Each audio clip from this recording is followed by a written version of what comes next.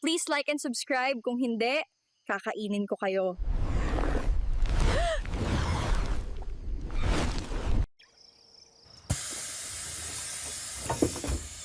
Sa wakas, nakarating rin. Ay, sakit ng likod ko sa haba ng biyahe. Teka, nasaan si Lola? Sabi niya susunduin niya ako. Ayun. Lola Uring! Ako po ito, si Isabel! Isabel, apo ko! Nandito ka na rin sa wakas. Ay, napakaganda mo na. Abay, parang artista. Ay, mas lalo kang pumayat. Hindi ka ba kumakain sa Maynila? Kumakain pula. Baka lang po masyadong sanay na sa instant noodles at processed foods. Ay, naku, apo. Hindi maganda sa katawan yan. O siya, halika na. Umuwi na tayo sa bahay. Naghanda ako ng mga paborito mong ulam at kakanin. Oo naman, thank you po.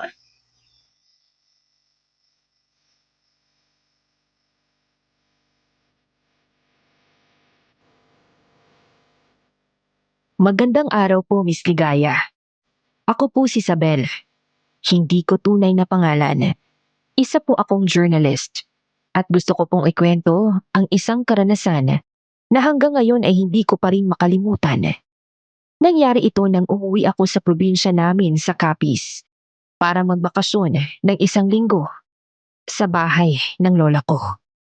Noong una, maayos at tahimik ang lahat. Walang kakaibang nangyayari. Pero kinabukasan, may batang nawala sa lugar namin. Lahat ng tao, pati ako, tumulong sa paghahanap. Doon ko rin muling nakita ang kababata kong si Alvin. Kasama niya ang tatay niya na bagong halal na vice mayor. Pero napansin kong hindi na siya kagaya ng dati. Tahimik siya, parang takot, at palaging umiiwas sa akin. Lalo na kapag kasama ang tatay niya. Dahil sa pagtataka ko, sinundan ko si Alvin ng palihim at doon ko nakita ang isang sikreto.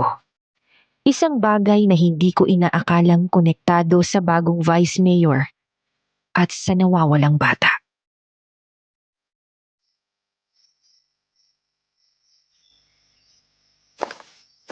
Nandito na tayo, apo. Halika na sa loob. Pinakuluan ko ng tinola. Yung paborito mo. May papaya at may dahon ng sili, di ba? La, kayo talaga, pinaghandaan niyo pa. Pero salamat po, sakto, gutom na rin talaga ako eh. O siya, kumain ka na. Ipaghihiwa rin kita ng malagkit dahil alam kong paborito mo ito. Salamat la.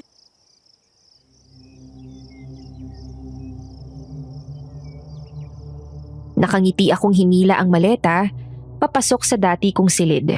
Hindi pa rin nagbabago ang ayos nito. Wala ring bahid ng alikabok. Tila araw-araw, nililinis ni Lola.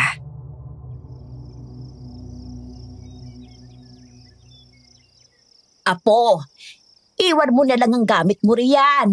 Ako nang bahalang mag-ayos mamaya. Iniinit ko lang ang pagkain at ihahain ko na rin. Grabe la.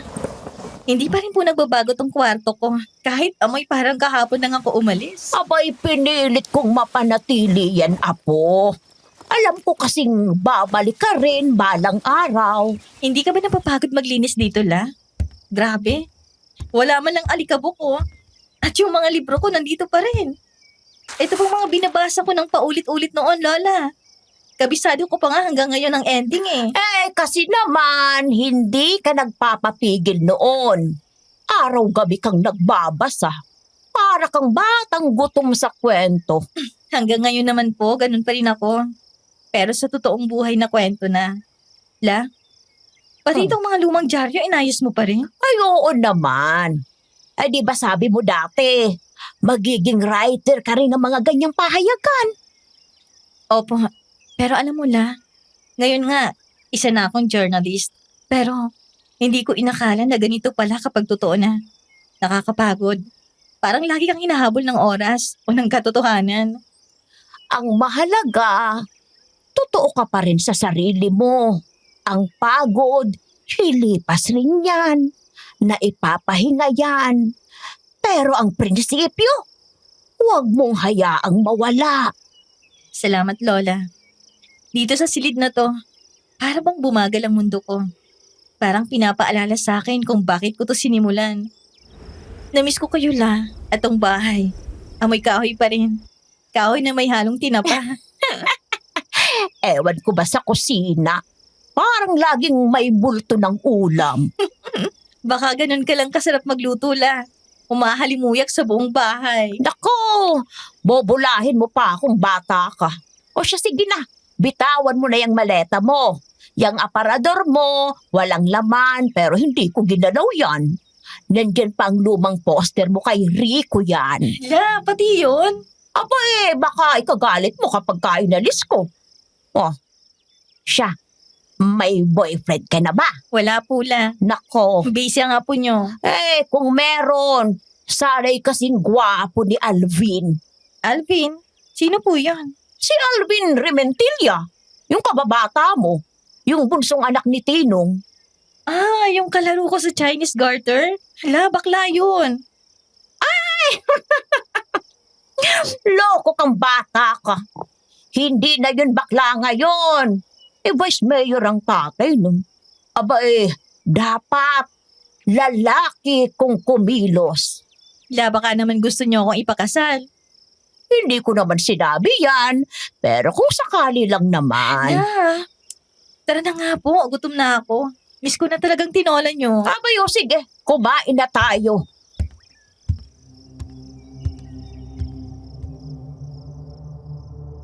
Lumipas ang maghapon at sa wakas, nakaranas ako ng mahimbing at mahaba-habang tulog. Para bang binawi ng katawan ko ang ilang linggo ng puyat at pagod sa Maynila. Pero pasado 12:00 ng hating gabi, nagising ako sa isang malakas na kalampag ng pinto. Sa ibaba, parang may kumakatok na hindi makapaghintay. Kasunod nun, narinig ko ang umiiyak na tinig ng isang babae.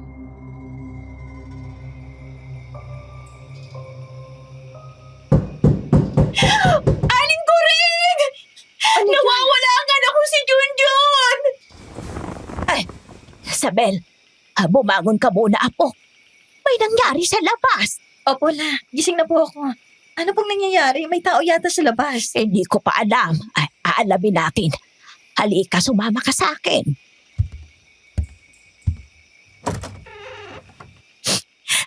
Lola Uring, si Junjun ko po. Nawawala si Junjun. Emily, kalma lang anak. Ano bang nangyari? Paanong nawala si Junjun? Nagising po ako para painumin ng gata si Junjun. Pero pagtingin ko sa higaan niya, wala na siya. Hinanap ko na sa buong bahay, pati sa likod, sa harap. Wala talaga. Mga anong oras niyo po siya huling nakita? Mga 11:00 po. Natutulog pa siya noon. Hindi ko po alam kung anong nangyari. Baka kinuha siya. Baka lumabas mag-isa. Hindi ko na po alam. Ay, kalma ka lang anak. Baka nandiyan lang yan sa paligid. Tatawagin natin ang kapitan. Gigisingin natin ang mga tao sa barangay. Sabel, kumuha ka ng flashlight sa may istante. Sasamahan natin silang maghanap. Opo, La.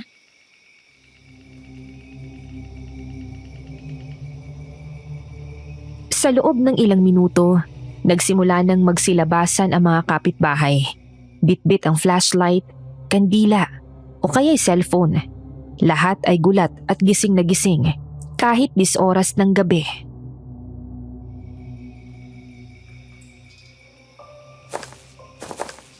Junjun! Apo! Junjun! Junjun, anak! Lola, wala rin ho si Junjun sa kakawyan. Alvin? Isabel? Ako nga. Ano bang nangyayari? Maliit lang naman itong baryo natin. Bakit may nawawalang bata? Mag-uumaga na, oh. Hindi ko alam. Pero, teka sandali, Alvin. Saan ka pupunta? Lola Oring, anong nangyayari dito? Naku, Ramon. Mabuti at dumating ka na. Tinawagan ako ni Alvin tungkol sa pagkawala ng bata. Kailan huling nakita?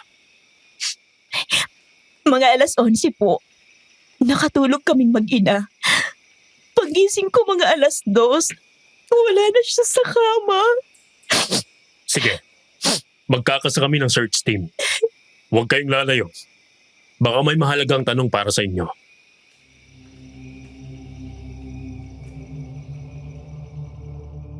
Habang ini-interview si SPO1 Ramon ng mga tao, napatingin ako kay Alvin. Nakatayo lang siya sa gilid. Hawak ang flashlight pero hindi umiimik. Hindi niya ako tinitignan kahit saglit. Maya-maya'y biglang tumapat sa akin si Ramon at takang pinasadahan ako ng tingin.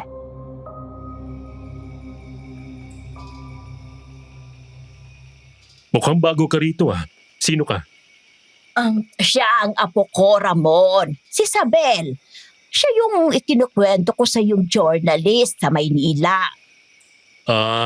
Yung apo niyong journalist. Akala ko kung sino.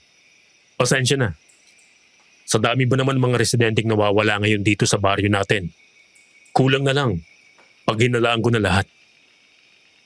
Walang problema, naiintindihan ko. Pero dahil nandito ka na rin, kung sakali may mapansin kang kakaiba mula pagdating mo, huwag kang mahihiyang magsabi ha. Kahit gaano kaliit, baka yun ang makasagot sa mga tanong namin. Sure. At kung may maitutulong din ako, hayaan mo rin sana akong tumulong. Salamat. Lola Oring, Eh, magpahinga na ho muna kayo ha. Ako nang bahala kay Emily. Kami mga kapulisan na ang bahalang humanap kay Junjun. salamat, Ramon. Ay siya, sige na. Puputok na rin ang araw. Ipagdarasal kong makita kagad si Junjun. Salamat po. Sabel, nice to meet you. Ingatan mo ang iyong lola. Salamat.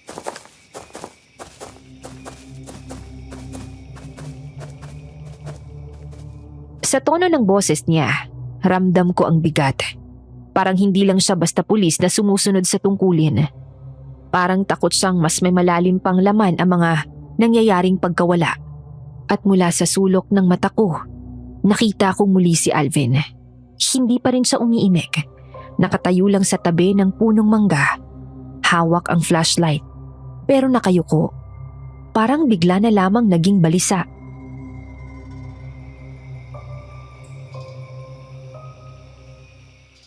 Halika na, Sabel. Iwanan mo muna sila dyan. Umuwi na muna tayo. Masyado ng malamig ang hamog, baka magkasakit ka. Tara sa kusina at magtitimpla ako ng kape.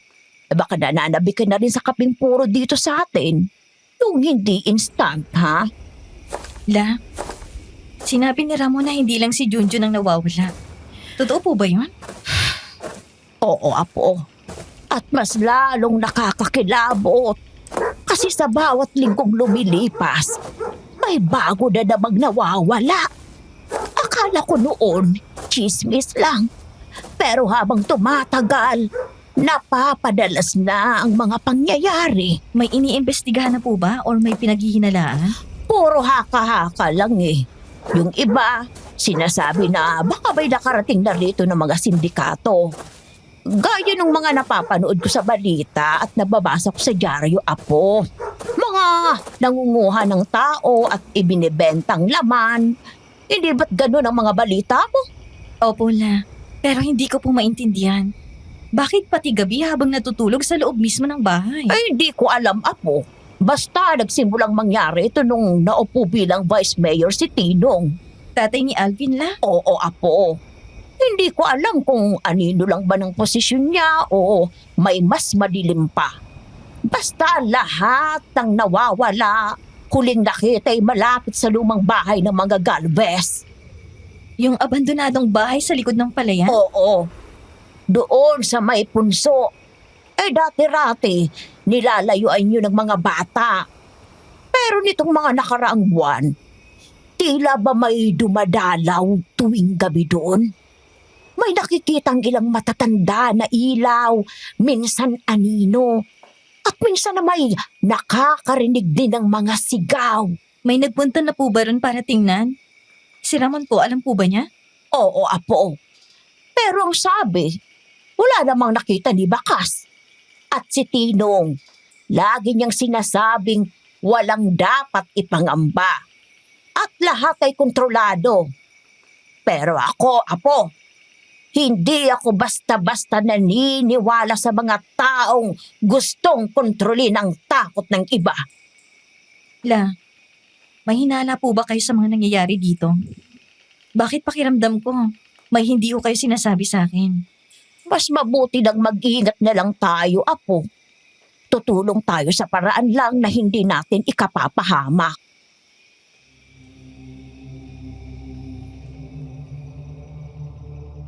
Sa gitna ng katahimikan, muli akong napatingin sa labas ng bintana. Ang dilim ay parang yumayakap sa paligid ng baryo, habang ang iilang liwanag ng flashlight sa malayo ay pilit humahanap ng nawawalang bata.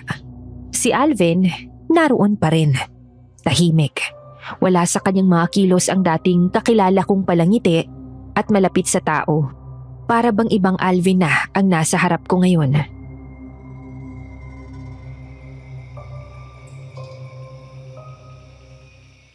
La, si Alvin. Napansin ko pong ang tahimik niya na. Hindi niya rin ako binati o kinausap man lang sa tagal nating naghahanap kanina. Para bang iwas na iwas siya sa akin. Samantalang dati close kaming dalawa. Mula nung naupo ang ama niya, hindi na yan lumalapit kahit sa dati niyang mga kababata. Para bang laging may takot sa mga mata.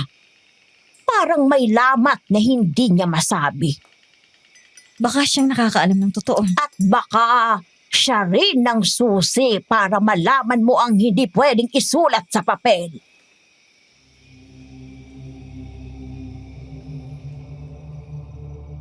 Akmang hihigop na ako ng kape nang muling bumukas ang pintuan at pumasok ang isang babae.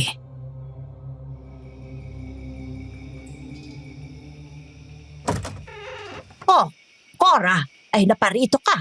Halika, maupo ka muna at magkape. Salamat ho, Aling Oring. Pero nandito ho ba si SPO1 Ramon? Aha, wala. Bakit anong nangyayari? Teka, ba't namumutla ka? Ano bang nangyari sa'yo? Aling... La, anong nangyayari? Sino siya, Aling Oring? Apo ko siya, Cora. Ano bang nangyayari sa'yo? Bakit mukha kang takot na takot? May nakita po kasi ako sa palayan kagabi. Ano yun? May mga nakita ho ako mga tao sa likod ng lumang bahay sa palayan kagabi. Madami sila. Pero hindi sila parang mga normal na tao, Aling Oring. Parang may ritual silang ginagawa. Nakaputi silang lahat. May hawak na mga sulok. Nakapaikot sila sa parang malaking bilog na may guhit sa lupa. At sa gitna nun, may tao. Nakahandusay. Tao? Buhay pa ba? Hindi ko alam. Hindi ko po alam. Takot na takot ako. Napayuko na lang ako sa mga damuhan. Akala ko nga nakita nila ako. Pero nagtago lang ako sa ilalim ng mga tuyong dahon ng saging. Ilang beses na naming naririnig ang tungkol sa mga nakikita sa lumang bahay. Pero puro haka-haka lang. Ngayon, ikaw, Cora. Ikaw ang unang may lakas ng loob na nagsabing may nakita ka talaga. Pero sana'y paniwalaan ka ng iba. Bakit hindi la? Kung nakita niya, ibig sabihin witness siya doon. Kailangan tong malaman ni Ramon. Saglit, hindi lang yan, Aling Oring. Sa bandang likod ng bahay, may nakita akong kulungan. Hindi ko alam kung kulungan ba talaga yon o lambat lang. Pero may mga aninong gumagalaw sa loob. Posible kaya silang mga nawawala? Nawawala? Sinong nawawala? Cora, hindi ba't sabi mo kanina, may tao sa kulungan? Alalahanin mo. Nakita mo ba si Junjun doon? Junjun? Sinabi ko ba yun? Hindi ko maalala. Ang naaalala ko lang, pumunta ako rito para magkape. La, anong nangyayari sa kanya? May dinadala si Cora sa isip, Apo. Simula nang mawalan siya ng anak, hindi na siya ganap na bumalik sa dati niyang sarili. Minsan malinaw siya, minsan nawawala sa ulirat. Pero kahit ganoon, pinaniniwalaan ko mga sinasabi niya. Lalo na't paulit-ulit niyang binabanggit ang lumang bahay. Ano? Pero paano nga siya paniniwalaan ito kung may sakit siya sa pag-iisip? Malabo may maniwala sa kanya. May mga pangyayaring ayaw balikan ng isipan. Kaya kusa nitong binubura. O baka naman may ibang puwersang bumubura para sa kanya. Ay, ano bang pinag-uusapan natin? Bakit kayo nakatingin sa akin ng ganyan? Hala, hindi na normal ito. May mali talaga. May number po ba kayo ni Ramon? Tatawagan ko siya. Gusto ko siyang makausap. Ay oo, heto sa aking telepono. Salamat la.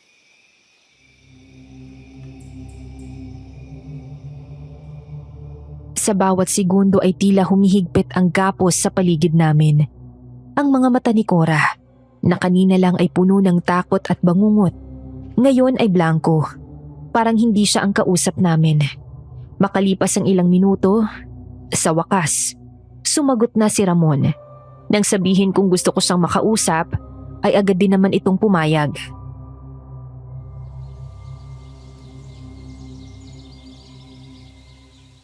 Sa palagay mo ba may koneksyon ito sa mga nawawalang tao? Napakalaki ng posibilidad. Kaya nga paulit-ulit kong sinasabing may masama sa lupain yun. Pero sino bang makikinig sa isang matandang kagaya ko at sa kagaya ni Cora? Kailangan ko si SPO1, Ramon. Hindi ko na kayang itago ito. Baka ako nang susunod. Pakiramdam ko may sumusunod sa akin kanina habang papunta ako rito. Hindi ka aalis mag-isa, Cora. Ako nang bahala. Ako mismo maghahatid sa iyo kung saan ka ligtas. Pero kailangan mong sabihin lahat ng nakita mo. Subukan mong alalahanin pagdating ni Ramon. Kailangan niyang marinig mismo galing sa iyo. Tatawagan ko na rin si Alvin. Baka dapat siyang kausapin. Kung may alam ang ama niya sa mga nangyayari. Panahon na para tumindik siya. Hindi pwedeng tumahimik na lang tayo habang may mga batang nawawala at kung ano-anong ginagawa sa gubat at palayan.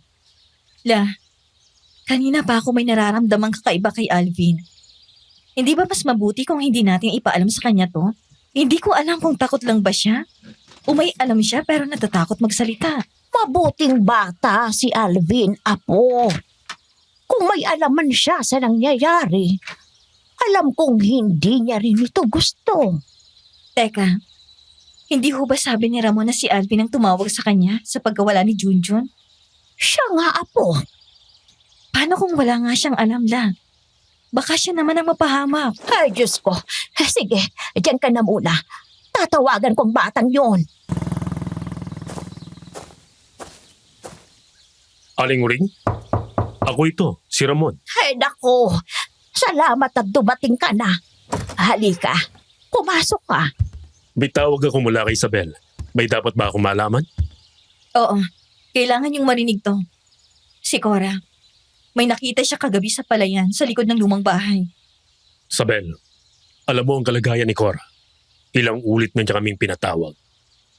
At sa bawat sinasabi niya, puro kababalaghan ng laman na wala rin namang saysay. Nawawalang anino, umiiyak na kalabaw sa bubong, kultong naguukay ng kaluluwa. Wala ni isa sa mga yan ang may sapat na patunay. Nililihis niya ang investigasyon sa mga kwentong siya lang ang nakakakita. Paulit-ulit na lang. Sayang lang ang oras kung palaging ganyan. Sandali, pakinggan mo muna bago ka manghusga. Trabaho mo yan bilang pulis, Ramon. Hindi laging ayon sa inaasahan mong totoo. Pumarito ako dahil sabi mo, gusto mo akong makausap. Isa kang journalist. Kaya akala ko may maibabahagi kang insight, lead o kahit anong pwedeng gamitin sa paghahanap sa mga nawawala. Pero kung si Cora lang pala ang dahilan ng tawag mo, pasensya na. Hindi ako mayabang, Sabel. Masyado lang akong maraming ginagawa. Maraming pamilyang naghihintay ng resulta, ng totoo. Hindi ng kung anong sabi-sabi. Saglit lang. Hindi mo ba nararamdaman? Lalo lang lumalala ang nangyayari rito. Hindi mo ba nakikita kung gaano na karaming nawawala?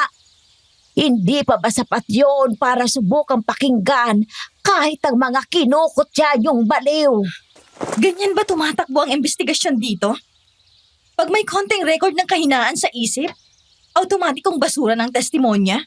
Sir, isa akong journalist sa Maynila. Hindi ako judge para magdesisyon. kung sino lang ang dapat paniwalaan. Hindi rin ako psychiatrist para magsabing gawa-gawa lang ang kwento. Dahil galing sa isang hindi perpektong saksi. Pero alam ko kung anong tunog ng panawagan ng tulong. At mas lalong alam ko kung kailan may tinatago ang isang lugar. Pwede mo akong sermonan kung gusto mo. Pero hindi mo alam kung ilang beses na akong tumapak sa palayan na yon. Ilang ulit na akong pinagbuka ni Cora na parang mangmang. At lahat ng yon, walang ebidensya. Walang katawan, walang pangalan. Pero may mga nawawala, Ramon. Hindi ba yung ebidensya? Hindi ba katawan ang hinahanap nyo? Kaya nga dapat mas lalo tayong magbukas ng tenga sa lahat ng posibilidad. Alam mo, iho, mas pipiliin ko pang maniwala sa isang babaeng namumugto ang mata sa takot kaysa sa mga taong pulidong magsalita pero takot tumingin sa marumi. Lola Oring, huwag niyong sabihing idinidiin niyo na naman ang Vice Mayor sa mga nangyayari. Sinasabi ko lang ang mga posibilidad. Hindi ho tayo pwedeng mambintang ng basta-basta. At totoo man yan o hindi. Malaking taong kinakalaban niyo ngayon. Kung siya nga ang may pakana ng mga nawawala, paano kung madami pa kayo? Kung mas pipiliin mong tumalikod ngayon, sana lang, huwag ka nang dumating kapag may isa na namang batang iluluha ng ina. Dahil kapag nangyari yon, at pinili mong hindi makinig ngayong may nagsasalita, dugo mo yun sa kamay mo. Mantsa, konsensya. Kasi mas pinili mong maging bulag at bingi kesa maging bukas sa katotohanang inilalatag na mismo sa harap mo.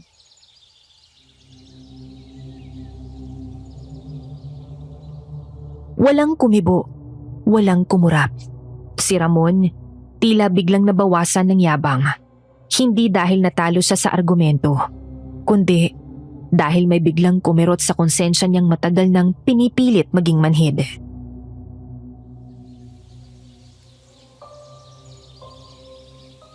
Ayusin yung sketch.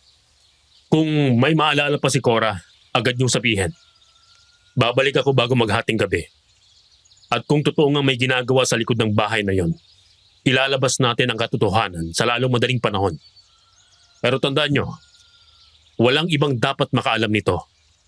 Lalo na si Vice Mayor at si Alvin. Kapag kumalat to, lahat tayo mapapahamak. Ano ang hindi ko dapat malaman? Alvin? Akala ko nasa barangay hall ka pa. May tinitingnan lang kami report tungkol sa... Wala to. Routine lang to. Routine? Di bakit parang lahat kayo biglang napatigil? Bakit parang may pinag-uusapan kayong importante kanina na kayo-kayo lang ang nakakaalam bago ako dumating? Alvin, mabuting dumating ka na rin, pero sana rin. Sana totoo ang intention mong tumulong.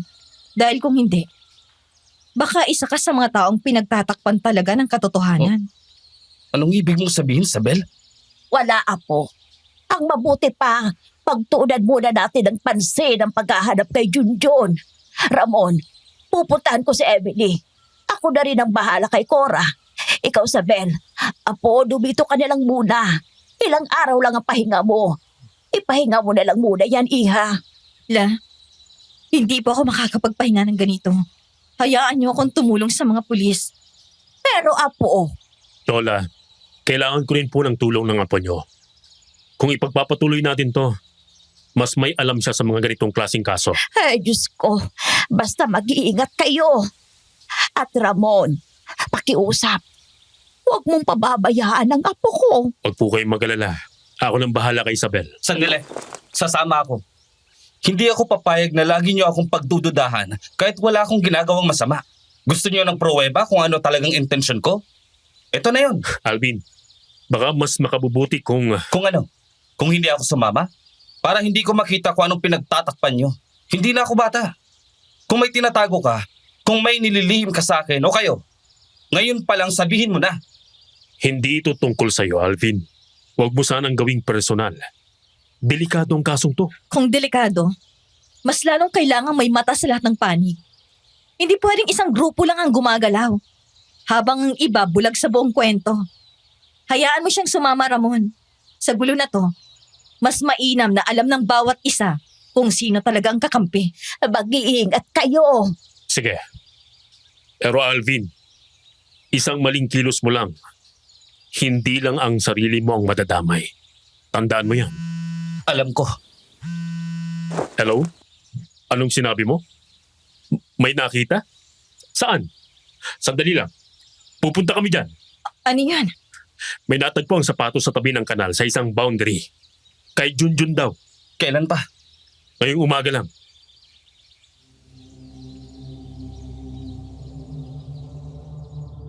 Sa bawat patak ng ulan na nagsimulang bumagsak, ramdam ko ang lamig na unti-unting gumagapang sa balat ko.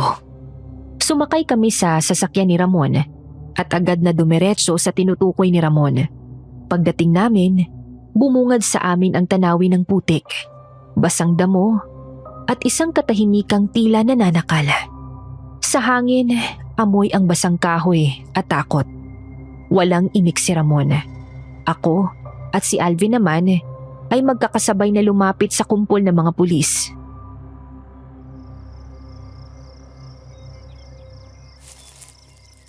Masama ito. May dugo ang sapatos na to. At ang lupa sa parteng ito, may bakas ng pagila. Posibleng nandito siya. Tama ka, Sabel. Sandali. Pwedeng planted lang yun. Baka diversion. Baka wala na talaga si Junjun. Pero may posibilidad rin na hindi at buhay pa siya. Alvin, habang wala tayo nakikitang katawan, hindi dapat tayo tumigil. Ganyan ba talaga ang trabaho mo sa Maynila, Sabel? Parang sanay na sanay ka na makasaksi ng krimen. Sanay? Hindi. Kahit ilang taon pa ako mag-ulat tungkol sa mga krimen, bawat bata, bawat nawawala, bawat sugatang naiwan, lahat yan bumabalik sa akin gabi-gabi bago ako matulog. Pero mas gugustuhin ko pang mamulat sa katotohanan kesa manahimik sa kasinungalingan. Kasinungalingan? Pinagdududahan mo ba talaga ako? Hindi kita pinagdududahan, Alvin. Pero alam kong may tinatago ka. Huwag mo kong husgan, Sabel. Hindi mo alam kung anong klaseng lugar to. Hindi tulad to ng Maynila. Dito kahit anong hakbang mo, may mata sa likod ng dingding. May tenga sa ilalim ng lupa. Baka nga. Pero kahit na, kung totoong gusto mong makatulong, hindi ka matatakot sa katotohanan. Hindi mo ito iiwasan. Tama na. Hindi ito ang oras para magsisihan o magbintangan. Ang mahalaga, may pag-asa tayo ngayong buhay si Junjun.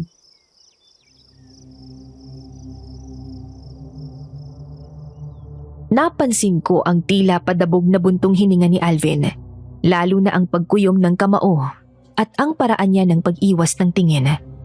Hanggang sa bigla siyang lumapit sa kanala at parang may nakita.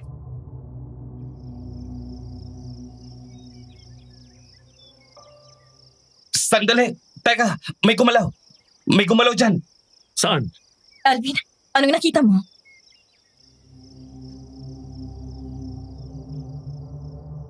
Itinuro namin ni Alvin ang isang bahagi ng damuhan.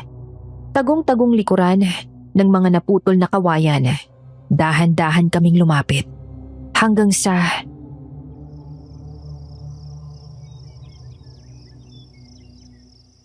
Diyos ko, Sabel, wag na. Wag ka nang lumapit. Anong klaseng hayop ang gumawa nito? pasensya ka na, Junjun. Huli na kami. Kailangan natin tong i-report. Kailangan na natin ng crime scene team dito. Ngayon na.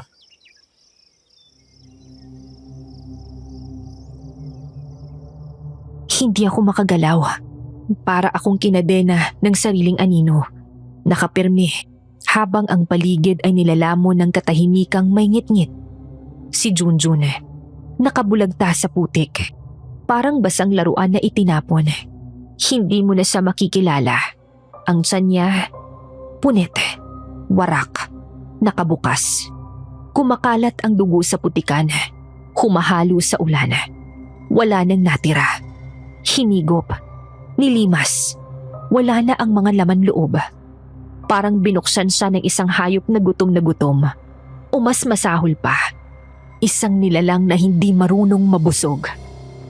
Sa likod ng mga tinig nila, tuloy-tuloy lang ang ingay sa loob ng dibdib ko. Bumubulwak, nagsusumigaw. Hindi ko namalayan. Nakaluhod na pala ako sa harap ni Junjun. Napakapit ako sa damo. Pilit pinipigilan ang panginginig ng katawan. Walang sumagot. Walang gustong kumibo. Para bang pati ang mga aninong nanunood ay natahimik sa nakita namin. At doon pa lang talaga nagsimula ang bangungot. Kung dati kutob lang, naging isa na itong kasalanang hindi na pwedeng ikubli.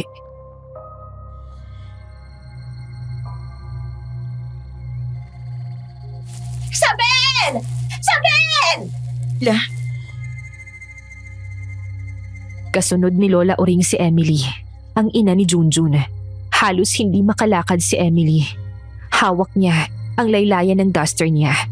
Parang bata, parang wala sa sarili. At sa paglapit nila,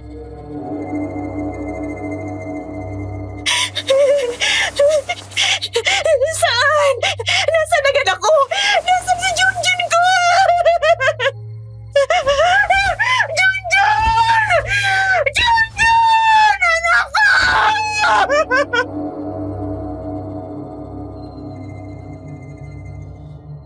walang gustong sumagot. Wala ring kailangang sabihin. Sa pagtingin pa lang niya sa katawan ng anak, para bang natanggal ang huling hininga niya sa mundo. Napaluhod si Emily. Pilit nilalapit ang sarili sa bangkay ng anak. Hinawakan niya ang mga kamay nitong naninigas. Niyakap ang malamig na katawan kahit basang-basa sa dugo at putik.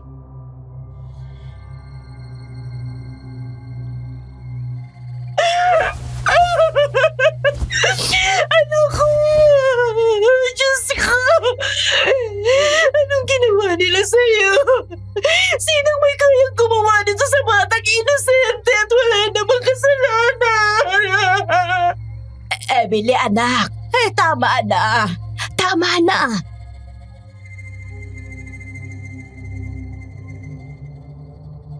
Ramdam ko ang panginginig ng tuhod ko.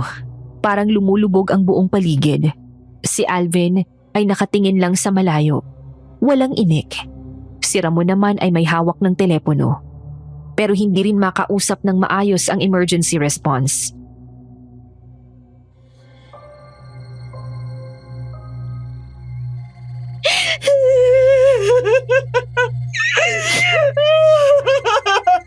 Hindi na natin pwedeng palampasin to.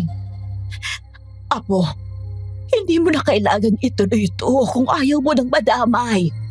La, I'm sorry. Hindi ko kayang tiisin lang to.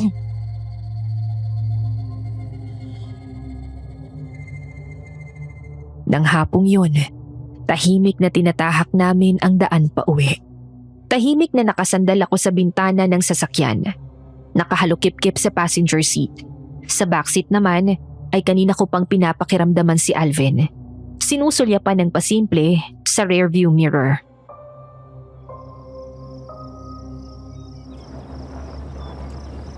Isabel. Hmm? Alam kong may tumatakbo sa isip mo sa mga nangyayari dito. Sabihin mo nga sa akin, anong iniisip mong ikaso ngayon? Human trafficking. Ano? Human trafficking? Isabel, sigurado ka ba? Ikaw, sigurado ka ba na hindi yan duman sa isip mo? Pero Isabel, maliit na bayan lang to. Maliit nga. Pero minsan, mas madaling pagtaguan ng malalaking lihim ang mga lugar na hindi pinaghihinalaan. Tahimik, walang tanong-tanong, at karamihan takot manghimasok. Pero yung ganitong kalaking krimen? Paano? Bakit ngayon lang? Baka matagal na. Ngayon lang napapansin. Dahil ngayon lang tayo tumitingin ng mas malalim. At baka rin kasi may nagsisimula ng magkamali. Baka hindi na nila kayang pagtakpan lahat. Anong basehan mo sa hinala mong yan? Yung pattern ng pagkawala. Halos lahat bata o babae. Yung sinasabi ni Cora, kahit hindi ka panipaniwala, may laman. Pwedeng kung ano man yun, wala namang kinalaman sa human trafficking. Baka ibang negosyo, simpleng katiwalian. Ramon, pwede nga. Pero habang hindi pa tayo sigurado, hindi tayo pwedeng maging kampante.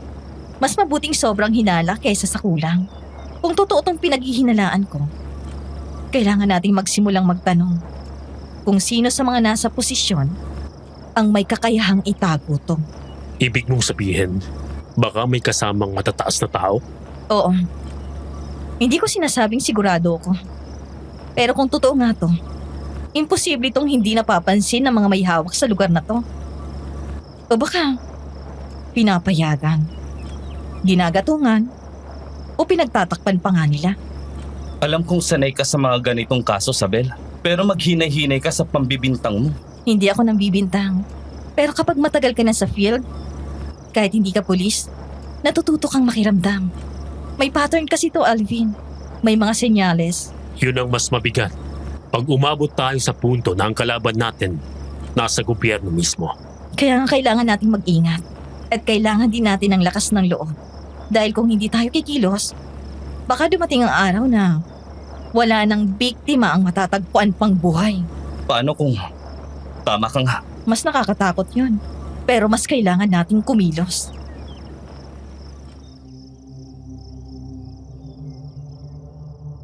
Wala pa akong ebidensya. Pero minsan, mas malakas ang tibok ng kutob kesa sa lakas ng salita. At kung hahayaan naming manahimik na lang ang bayan, kami na rin ang magiging bahagi ng sistemang matagal ng bulok. Kinagabihan, tahimik ako, nakaupo sa aking kama. Sa hita ko ay nakapatong ang laptop at sinusubukan kong isulat ang article patungkol sa mga nangyayari. Maya-maya, 3 katok ang nagmula sa pinto bago pumasok si Lola Uring. Apo, ayos ka lang ba? Oo naman la. May problema po ba? Nagtaka ako nung malungkot siyang ngumiti sa akin. Pagkatapos ay hinawakan ng aking kamay at mahigpit na pinisil.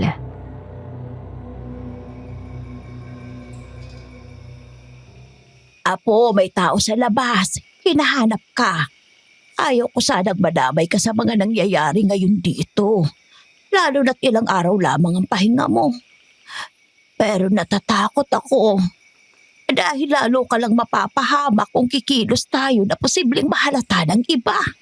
Ano pong ibig mong sabihin la? Sinong tao sa labas? Hindi ko alam kung anong gusto nilang pag-usapan. Pero si Alvin yun, Apo. At yung kasama niya, si Tinong. Si Mang Tinong? Si Vice Mayor? Oo, Apo.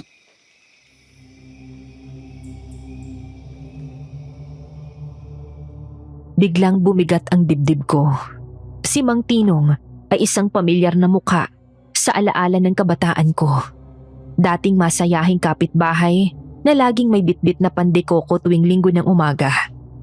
Pero ngayong nasa posisyon na siya, hindi ko alam kung anong mararamdaman ko.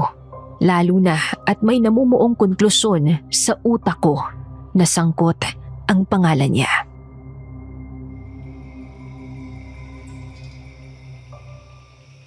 Huwag kang mag-alala, Lola. Ako pong bahala.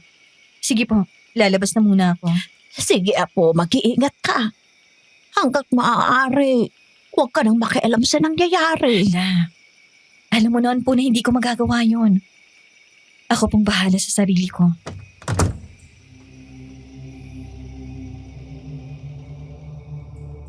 Tumango si Lola kaya mariin akong lumunok.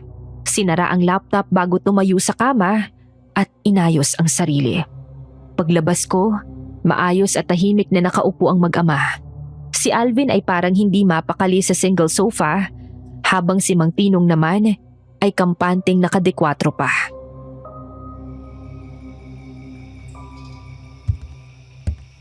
Magandang gabi po, Vice Mayor. Oh, Sabel, magandang gabi rin. Pero pakiusap, Mang Tinong na lang itawag mo sa akin. Gaya ng dati. Ako pa rin naman ito. Okay po. Bakit po pala kayo na pa rito? May maipaglilingkod po ba ako? Ang tagal na nating hindi nakita. Lumaki ka na at kamukhang kamukha mo ang nanay mo. Salamat po. Bueno, naparito ko para sabihin sa yung alam ko ang ginagawa mo. Alam ko kung anong sinisiyasat mo. Kaya naandito ko para kausapin ka bago ka patuluyang masangkot sa isang bagay na mas malalim pa kaysa iniisip mo. Tumigil ka na, Iya. Pinangangalagaan ko ang reputasyon ng lugar namin. At hindi ko sana gustong mapabilang sa front page ng pahayagan mo. Kung may gusto po kayong linawin, mas mabuting sabihin niyo na ngayon. Dahil kahit hindi pa ako sigurado sa lahat, mas pipiliin kong ipaglaban ng totoo. Kahit gaano pa kalalim yon. Hindi lahat ng totoo. Kailangan ilagtan. Magkano ba ang gusto mo, Iya?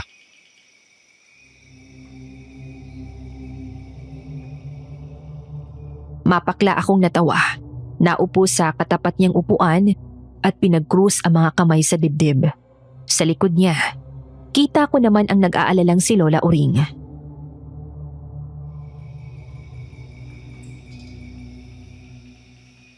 Hindi ho nabibili ng pera ang balita, Vice Mayor. Kaya kung wala na kayong sasabihin, pwede na kayong umalis. Sayang. Akala ko matalino ka. Pero katulad ka rin pala ng iba. Masyadong matigas ang ulo.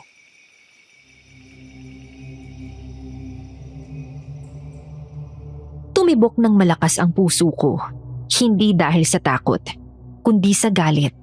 Sa paraan ng pagbanggit niya na para bang isang pagkakamali ang tinatahak kong landas ngayon.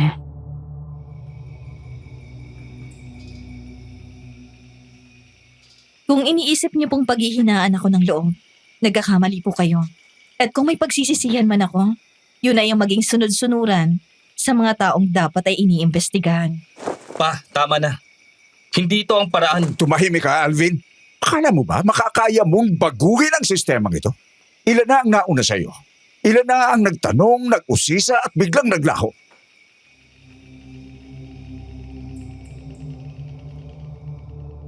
Para siyang nagpapahiwatig, hindi diretsahan, pero sapat ang bigat ng mga salitang binitawan niya para manindig ang mga balahibo ko sa katawan.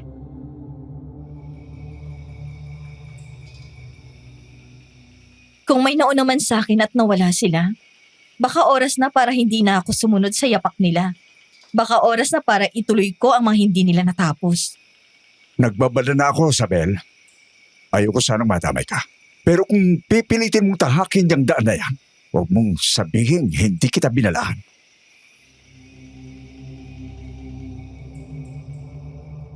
Tumayo si Vice Mayor Tinong. Mariing tinapik ang lamesa. Tumangulang si Alvin na halatang nahihiya at hindi mapakali. Saglit pa, tumalikod na sila't lumabas ng bahay. Sa katahimikan ng gabing yun, sa gitna ng lamig ng hangin at bigat ng tensyon, naramdaman ko ang pagkulo ng dugo sa loob ko. Hindi na ito basta-bastang kutob. May bahid na ito ng kumpirmasyon. Pagharap ko kay Lola Uring, nakita kong nangingilid ang kanyang luha. Hindi sa takot, kundi dahil sa pagkilala sa panganib na pinasok ko.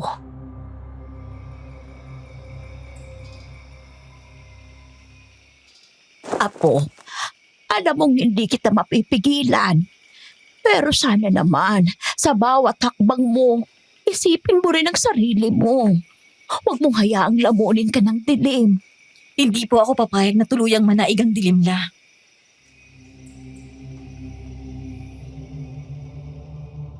At sa gabing yun, sa halip na takutin ako ng banta, lalo lang akong pinatibay ng dahilan. Dahil kung ganun kalalim ang sinasabi nilang huwag galawin, mas lalong kailangan ko itong halukayin. Kinaumagahan, agad akong nagbihis para hanapin si Alvin. Sakto namang pagdaan ko sa barangay hall ay tumutulong ito sa pagkakabit ng tent.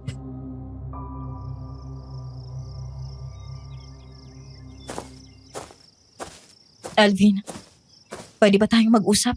Sabel, teka sandali. Ano yun? Talagang gusto mong madamay sa gulong ito, ano? Ano? Isinumbong mo ako sa tatay mo? Ano? Hindi, Sabel. Alam mong hindi ko magagawa yun. Lagi kitang binabalaan na wag nang mangialam, di ba? Dahil alam kong maraming paraan si Papa. Eh di inamin mo na nga may kinalaman ng ama mo sa nangyayari. Sabel naman, wala akong alam, okay? Pero takot lang ako sa nangyayari. Takot ako sa tatay ko. Kaya pwede ba? Sundin mo na lang siya. Huwag ka nang makialam. Hindi mo ba naiintindihan, Alvin? Mas lalo akong hindi makakapikit kapag ganito. May mga batang nawawala. May mga taong nananahimik na lang kasi takot. At ngayon, gusto mo akong mapabilang sa kanila? Hindi ko sinasabing tama yun, Sabel. Pero hindi lahat ng laban kailangan salubungin ng init ng ulo. Minsan, kailangan din nating umatras para mabuhay. Umatras?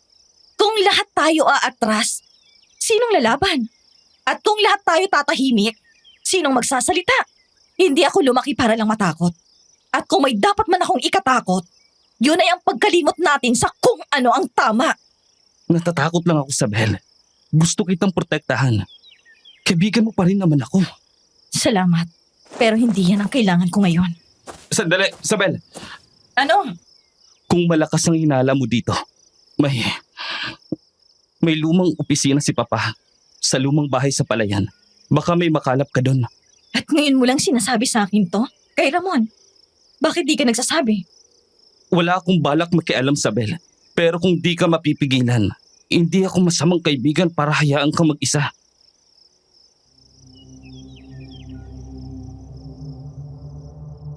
Tahimik siyang napayuko. Kita ko ang paglalaban sa loob niya. Isang anak na gustong protektahan ng ama, pero isang kaibigan na alam ang bigat ng katotohanan. Sa saglit na pagkakatitig niya sa akin, alam kong nauunawaan niya. Ngumiti ako ng may pasasalamat. Pagkatapos ay umalis para ihanda ang sarili. Pumatak ang dapit hapon at nagkita kami ni Alvin sa tabing kalsada, malapit sa entrada ng Palayan kung saan naroon ang lumang bahay. Walang gaanong dumaraan sa lugar na yon. Tahimik. Tila ba itinatago ng panahon ang mga sikreto sa loob ng mga dingding ng lumang estruktura.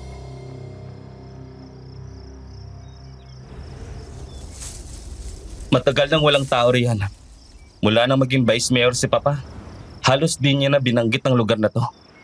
Pero dati, madalas siyang nandito. Palaging sarado ang silid sa likod. May susi ka. Wala. Pero dati ko nang nakita kung paano niya pinapasok yun. May butas sa gilid ng bintana.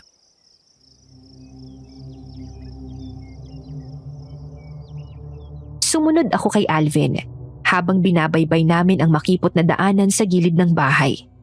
Amoy lumang kahoy at alikabok ang paligid. Sa likod, kita ang pader na may bitak at ang bintanang tinutukoy niya. Sa loob, may mesa, lumang filing cabinet at mga kahong may takip. May ilang papel na nagkalat. Pati na rin mga larawan ng mga taong hindi ko kilala. Sa sulok, may isang lumang laptop at isang tape recorder.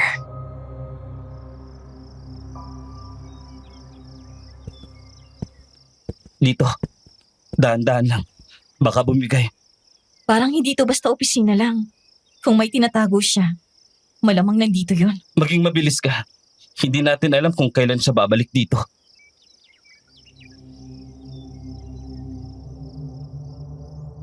Bawat folder, bawat piraso ng papel, may bakas ng bahid ng organisadong operasyon. Mga pangalan, petsa, bayad, destinasyon. Napalunoksa, kita sa mga mata ang panginginig. Para bang bumagsak sa harap niya ang bigat ng katotohanan na pilit niyang tinatanggihan noon.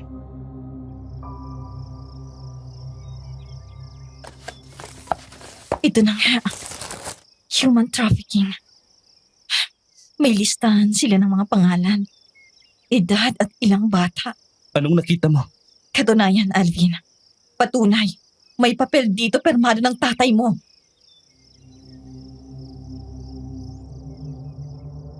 Binuksan ni Alvin ang folder sa lumang laptop.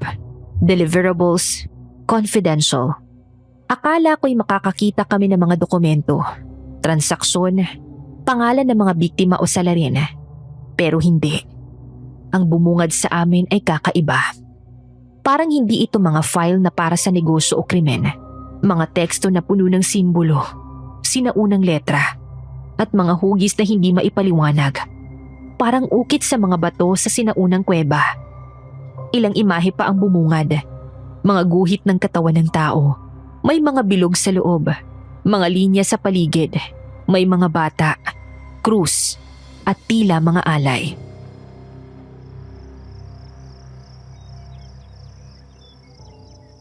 Ito ang dahilan kung bakit hindi ako titigil. Kasi habang may mga batang nawawala, ina na nawawala ng anak, at bayang nananahimik dahil sa takot, mas lalong kailangang may tumindig. Isabel, tingnan mo to. May folder. Deliverables. Confidential. Buksan mo. Oras na para malaman natin kung gaano kalalim to. Ano to? Parang sulat. Pero hindi Tagalog. Hindi rin Ingles. Mukhang orasyon. Ano tong mga to? Hindi ko alam, Isabel. Alvin, patayin mo yan, please. Sige, sige.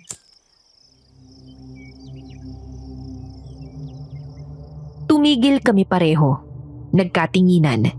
Ang salitang yun, hindi yun unang beses kong narinig. Hindi yun ordinaryo. At kung tama ang kutob ko, mas malalim pa ang laman ng folder na yon kesa sa inaakala namin. Bigla kaming napalingon sa tunog ng mga yabag ng sapatos mula sa labas ng silid. Mabigat ang mga yon. At sunod-sunod, hindi lang isa.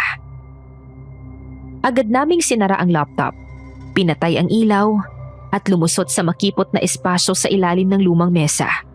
Sa dami ng alikabok at sapot ng gagamba, halos hindi kami huminga. Isabel, Alvin, Pareho kaming nagulat ni Alvin nang marinig namin si Ramon. Sa una ay nagdadalawang isip pa akong lumabas sa pinagtataguan. Ngunit nang mauna na si Alvin, ay wala na akong nagawa kundi ang sumunod.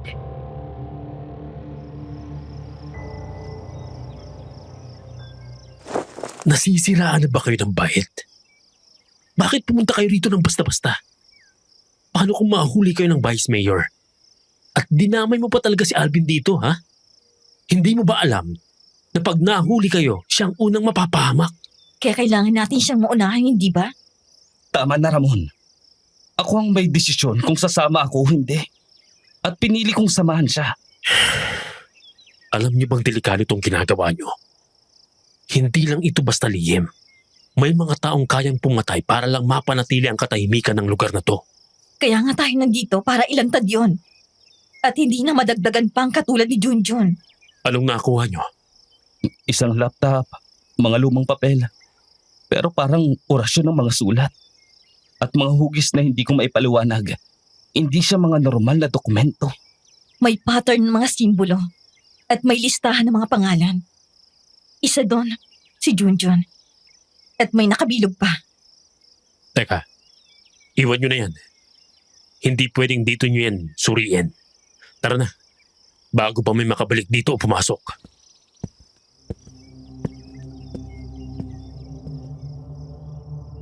Habang lumalabas kami, hindi ko maiwasang mapalingon muli sa silid. Sa kabila ng dilim, para bang may matang nakamasid. Malamig, mabigat. Para bang hindi kami ang unang bumisita sa lugar na yon. At siguradong hindi kami ang huli. Ngunit bago pa man kami tuluyang makalabas, may mahihinang bulong ang biglang umalingaw-ngaw sa paligid. Hindi karaniwang panalangin. Hindi rin ito basta usapan. Parang sinasambit ng mga labi ang mga salitang hindi gawa ng tao. Isabel, naririnig mo yan? Oo, galing sa likod ng bahay. Nagkatinginan kami ni Ramon at dahan-dahang lumihis pa kanan. Sa may bintanang may siwang, paluhod kaming tumingin sa likod. Sa liwanag ng ilang gasera at kandila, nakita namin ang mga taong nakapaikot sa gitna ng bakanting lupa. Mga kasapi ng barangay, ilan sa mga kilalang personalidad ng lugar, at sa gitna nila, si Vice Mayor Tinong. Anong nangyayari dito? Anong ginagawa ni Papa? Ano to? Kulto. Biglang kita naming mahinila ang dalawang lalaki papunta sa gitna. Nakahubad ang pangitaas na damit ng lalaki. Nakagapos, nakaluhod, umiiyak at halos hindi na makaiyak sa takot. Si Tinong naman, nakatayo sa harapan niya. Hawak ang isang mangkok na may kung anong itim na likido. Nakapikit na animoy nag-uorasyon. Kailangan ko tong i-video. Mabilis kong inilabas ang cellphone ko. Nanginginig ang kamay ko habang isinet ito sa tahimik na recording. Nang mahagip ng kamera ang eksena, saktong tumigil si Tinong sa pag-uorasyon at tumingala. Walang alinlangang mabilis na lumapit si Vice Mayor Tinong sa nakaluhod na lalaki. Itinulak ito patalikod at biglang sinakmal sa tiyan.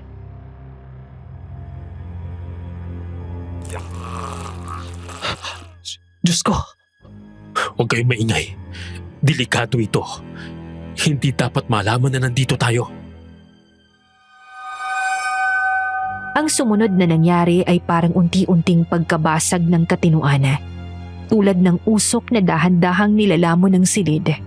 Napawi ang realidad at pumalit ang bangungot. Si Tinong nakayuko sa bangkay at ngumisi. Isang ngising hindi tao. Marahan niyang hinugot ang bituka ng lalaki. Animoy sinadyang hindi biglain upang namnamin ang bawat punit at tunog ng pagkakalas. Kumapit pa ang laman, humahabat naglalaway habang hinihila. Sa bawat hakbang ng kanyang kamay, lumilikha ito ng tunog na parang malagkit na basang-basahan na pinipiga. At saka niya ito isinubo. Hindi basta subo, kundi isinimsim, sinupsop, nilaro sa bibig na para bang pinakamasarap na karne sa mundo. Pumikit pa siya sa sarap. May tumulo sa baba niyang dugot likido mula sa kinain. Hindi siya nagmadali. Para siyang nag-aalay, hindi lang kumakain. Lumapit ang mga kasamahan niya. Isa-isa, walang nagsalita. May hawak silang mga lumang mangkok, madungis, may bakas ng tuyong dugo. Tahimik nilang sinalo ang mga nalalabing lamang loob. May isa pang kumuha ng atay, isa pa ng baga. Maingat, parang banal na bahagi ng seremonya. Walang tunog, walang salita. Tanging lagitik ng laman at impit na tunog ng pagsupsop ang umaalingaw-ngaw. Parang hapunan sa impyerno.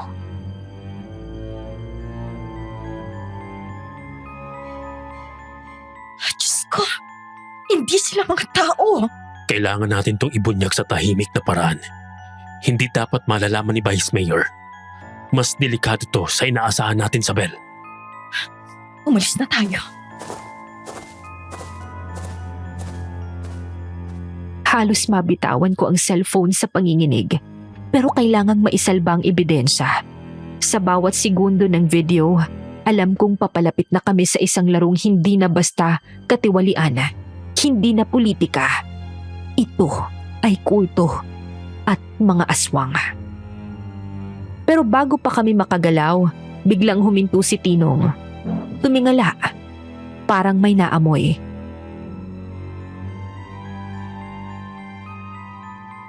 May nanonood. Takbo! Walang makakaalis. Lahat kayo! Sabay-sabay kaming tumindig at kumaripas ng takbo. Ang damo, parang mga patalim na humahabol sa binti namin. Sa bawat hakbang, ramdam ko ang habol ng kamatayan. Sa likod ko, hawak ko pa rin ang cellphone. Basang-basa ng pawis ang palad ko, pero hindi ko ito binitawan. Sa paglipas ng ilang minuto, huminto kami sa abandonadong kamalig sa may tabing ilog. Habol-habol ang hininga, tagaktak ang pawis, mabigat ang katahimikan. Walang gustong maunang magsalita.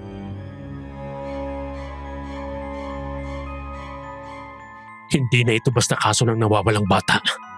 Kulto to, Sabel. Seryoso. At ang Vice Mayor ang pinuno. Sinakmal niya yung lalaki, Ramon.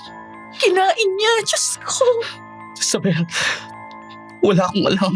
Pangako, hindi ko alam kung anong nangyayari sa tatay ko. Shh, Alvin, alam ko. Hindi kita sinisisi. Tahan. I-back up mo agad yan, Sabel. Huwag mong hayaang mapura. Dagdagan mo ang kopya.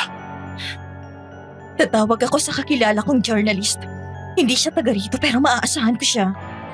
Baka sinusundan na tayo ngayon. Ipinakita ko sa kanila ang cellphone, ang video. Kahit na madilim, kahit na gumagalaw ang kuha, sapat na yun para patunayan ang lahat ng nakita namin. Nagkatinginan kami, mabilis. Halos sabay-sabay kaming lumingon sa paligid. Sapat na ang isang maling hakbang para mawala kami sa mapa, tulad ng mga batang nauna sa amin. Hindi ako papayag na makalimutan to. Hindi ako papayag na maging tahimik ang bayan na to habang pinapatay ang mga inosente. Kung lalaban tayo, kailangan natin magplano. At kailangan natin ng kakampi. Kung ano ang kailangan niyong gawin, hindi ako tumututol. Kailangang matapos na ang lahat ng nangyayaring ito. Salamat, Alvin. Nandito lang kami para sa'yo. Salamat, Sabel. Ngayon, oras na para makinig sa mga matagal nang nananahimik.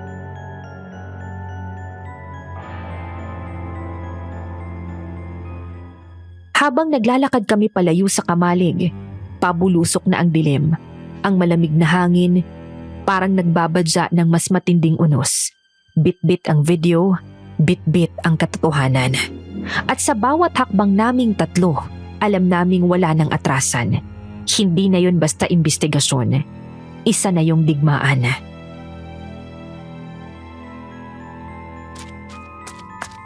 Ay, Diyos ko, Sabel!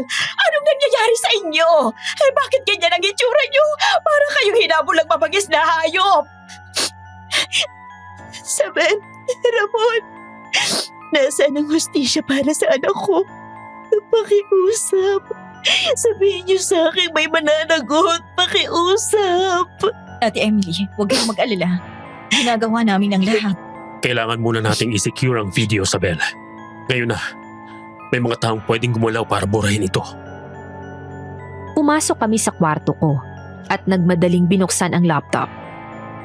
I-upload mo sa cloud. Sabayan mo ng multiple encrypted drives. Huwag sa isang platform lang. Baka matrace ka agad. Meron akong backup link. May access sa mga pulisya sa Journalism Network. Madidistribute to sa mga verified reporters. Ano bang video yan, Apo? Ano bang pinasok ng tatlo? Yung totoo la, hindi lang po sila politiko. May kulto po si Mang Tinong. Mga aswang sila la. Nakuhanan ko po sila ng video. Totoo po, Lola. Hindi ko rin po alam kung paano maniniwala pero totoo po ang lahat ng to.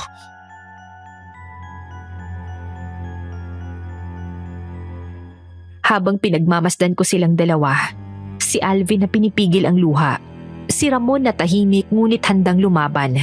Naisip ko, hindi lang video ang nailigtas namin, pati na rin ang kinabukasan ng mga susunod pa.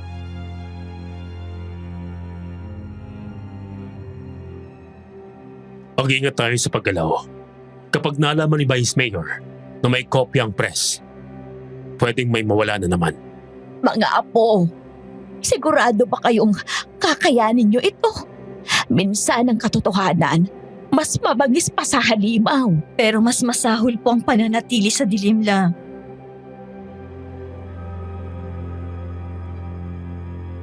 Tumango si Lola Uring. May luha sa gilid ng mga mata niya. Hindi lang yun dahil sa takot.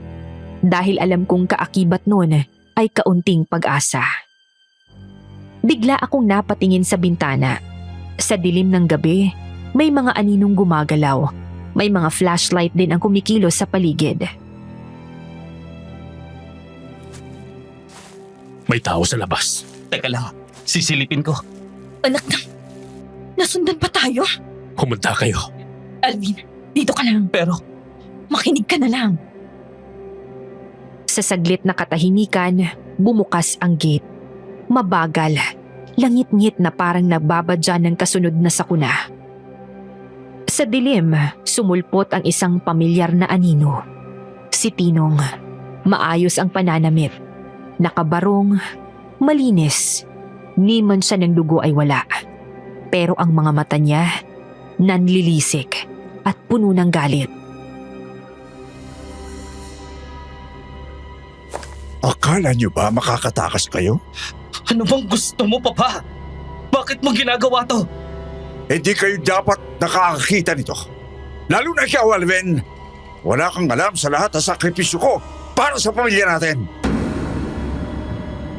Bago pa namin mapigilan, isang malakas na hampas ng sinturon ang pinakawalan ni Tinong. Tinamaan si Alvin sa sikmura. Napaluhod ito sa sakit. Hayop ka! Sumugod si Ramon, hinarangan si Tinong at nakipagbuno. Nakailag si Tinong sa una. Ako naman, mabilis na kinuha ang sirang payong sa likod ng pintuan.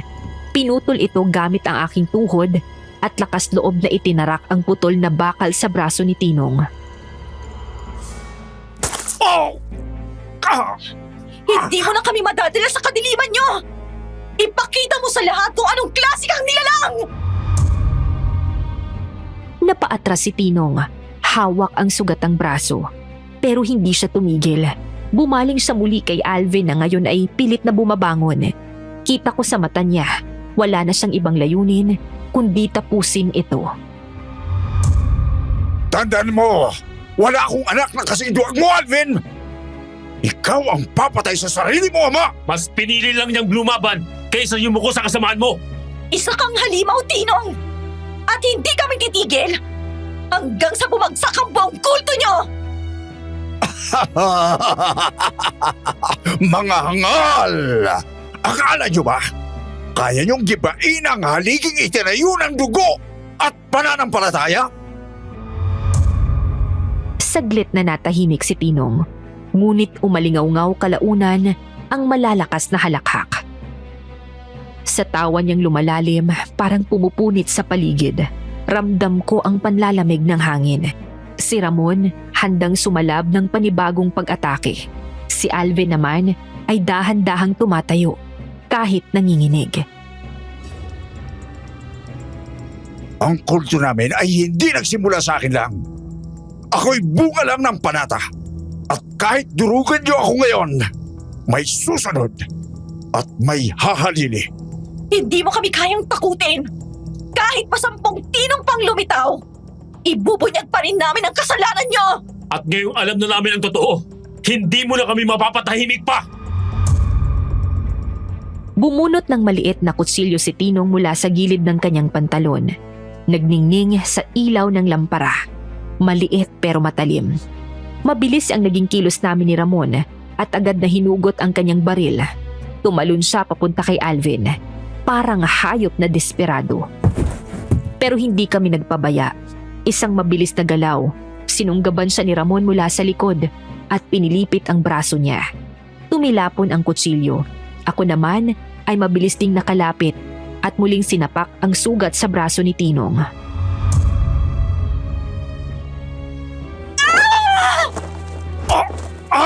Putya! Tama na! Nakasuntok si Alvin. Isang solidong suntok sa panga ng taong dati niyang ama. Si Tinong ay agad na natumba. Nangingisay. Humihinga pero wala ng lakas. Tahimik na umiiyak si Alvin habang nakatingin sa nakahandusay na ama.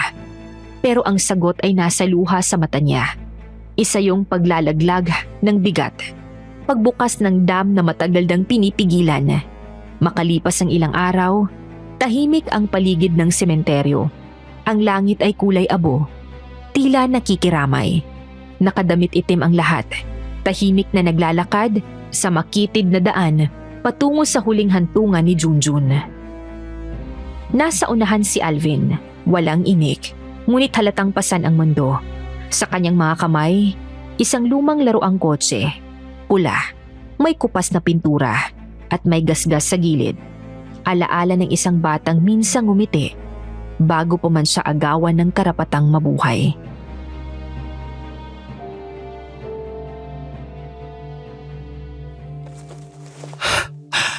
Ito yung paborito mong kotse, di ba? Pasensya ka na, Jun. Kung naging mas matapang lang ako noon, baka kasama ka pa rin namin ngayon. Hindi sana malungkot ang nanay Emily mo. Hindi mo kasalanan, Alvin. Ginawa mong lahat para mailigtas siya. Kahit pahuli ng lahat. Pero hindi ko siya naprotektahan, Sabel. Lahat ng mga taong naging biktima ng ama ko. Walang may kasalanan dito, kundi ang halimaw na pumatay sa kanya. Hindi ikaw, Alvin. Si Junjun, siya na ngayon ang dahilan kung bakit mas lalong dapat tayong lumaban. Para sa mga bata. Para sa mga tahimik na biktima.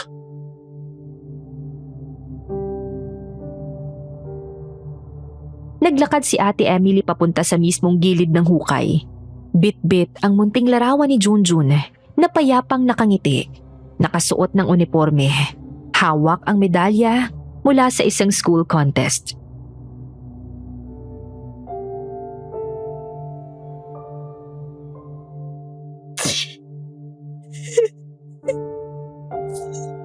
Anak, Patawad kung hindi kita nailigtas. Pero pangako ng nanay mo, hindi matatapos dito ang kwento mo. Isisigaw ka namin hanggang sa marinig ng buong mundo ang ginawa sa'yo.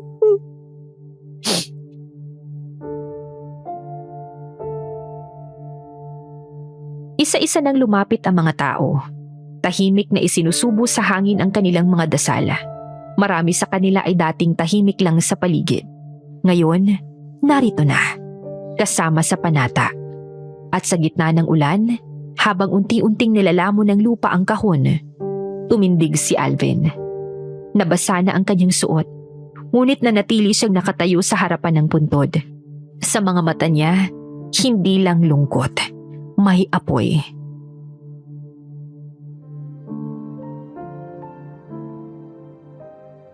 Hindi pa tapos ang lahat, pero handa akong tumulong sa lahat ng kailangan sa investigasyon para mabigyan ng hustisyang pagkamatay ni Junjun. Salamat, Alvin. Makakaasa kang hindi hihinto ang pulisya para matapos at matuntun lahat ng parte ng kulto. Salamat. Hanggat may isa sa atin na lumalaban, hindi na sila makakapanakit pa.